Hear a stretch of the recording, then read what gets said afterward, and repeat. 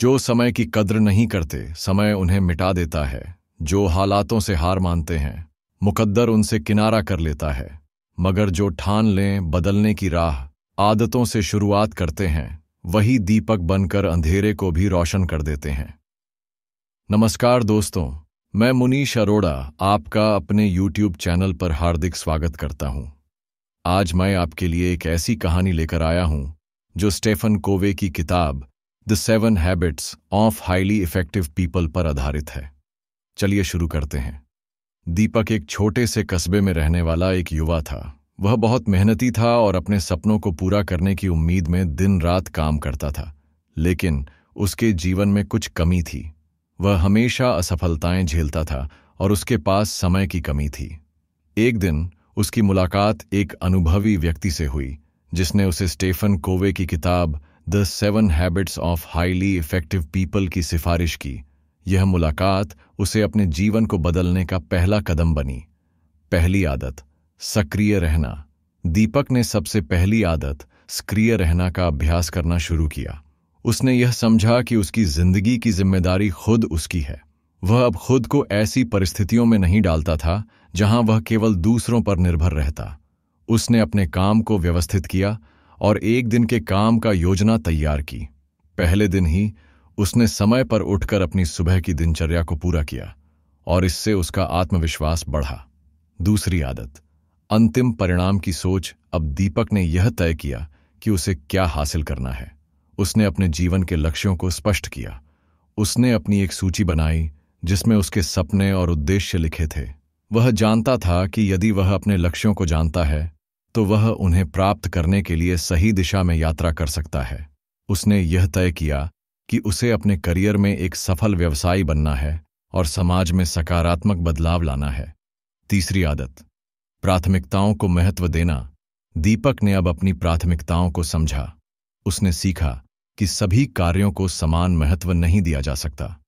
उसने अपने दिन को उन कार्यों में विभाजित किया जो उसे उसके लक्ष्यों के करीब ले जाती थे और जो केवल समय का अपव्यय था। वह अब समय प्रबंधन के प्रति सचेत था और अपने कार्यों को महत्वपूर्णता के अनुरूप क्रमबद्ध किया। वह अब हर दिन अपनी सूची के अनुसार काम करता और उसे बहुत संतोष मिलता। चौथी आदत, जीत जीत की सोच। दीपक ने अपने रिश्तों को भी सुधारने का प्रयास किया। उसने जीत जीत की सोच अपनाई। जब भी वह किसी से बातचीत करता, वह यह सुनिश्चित करता कि दोनों पक्ष का हित ध्यान में रखा जाए। उसने रिश्तों में सहयोग और सामंजस्य को प्राथमिकता दी। इससे उसके दोस्तों और परिवार के साथ उसके संबंध पहले से कहीं बेहतर हो गए। लोगों ने उसकी नीयत को पहचाना और वह एक प्रेरणा का स्रोत बन गया। पांचवीं आदत, पहले समझो फिर समझाओ। दीपक ने यह आदत अपनाई और दूसरों को सुनने में रुचि दिखाई।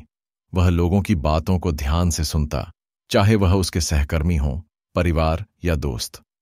जब वह मन से सुनने लगा तो लोगों ने उसे अधिक स्वीकार किया। उसे यह समझ में आया कि समझने के लिए सुनना आवश्यक है। इस आदत ने उसके संवाद कौशल को नहीं केवल बेहतर किया, बल्कि उसके सहकर्मियों के साथ सहयोग की भावना भी उत्पन्न की। छठी आदत, सामूहिक शक्ति। अब दीपक ने टीम कार्य का महत्व समझा। उसने अपने सहयोगियों के साथ मिलकर काम करने का निर्णय लिया। उन्होंने मिलकर अपने कार्यों को साझा किया और एक दूसरे के विचारों को स्वीकार किया। इस दिशा में काम करते हुए उन्होंने कई नई योजनाएं बनाई और एक सफल परियोजना पर काम किया। उनकी सामूहिक प्रयासों ने न केवल उनके रिश्तों को मजबूत किया, बल्कि उन्हें बेहतर परिणाम भी दिए। सातवीं आदत, नवीनीकरण। दीपक ने खुद को नवीनीकरण का समय देने का निर्णय लिया। उसने अपने शारीरिक, मानसिक और आध्यात्मिक स्वास्थ्य पर ध्यान दिया। समय समय पर वह ध्यान लगाता, व्यायाम करता और अपने ज्ञान को बढ़ाने के लिए किताबें पढ़ता।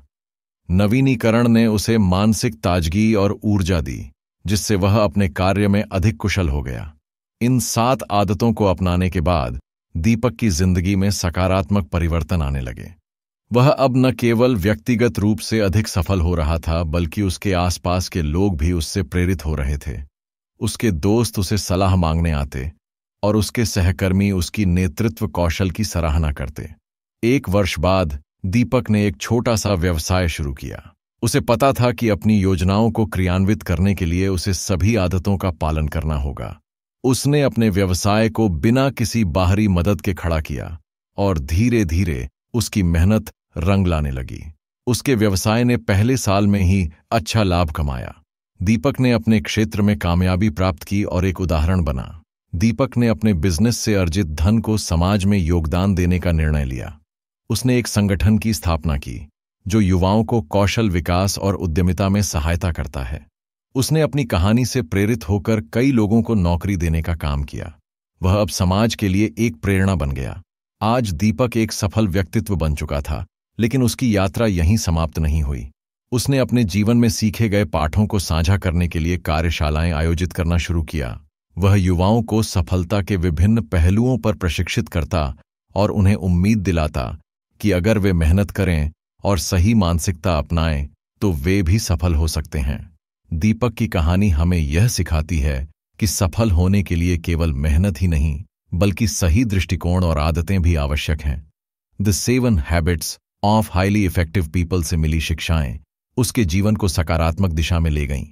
हमारा जीवन हमारे अपने निर्णयों से बनता है। सही आदतें अपनाकर हम न केवल अपने लिए बल्कि समाज के लिए भी उदाहरण प्रस्तुत कर सकते हैं।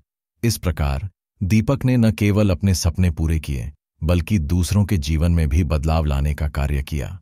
उसकी यात्रा यह दर्शाती है कि सच्ची सफलता केवल व्यक्तिगत उपलब्धियों में नहीं, बल्कि दूसरों की जिंदगियों को छूने और उन्हें प्रेरित करने में होती है।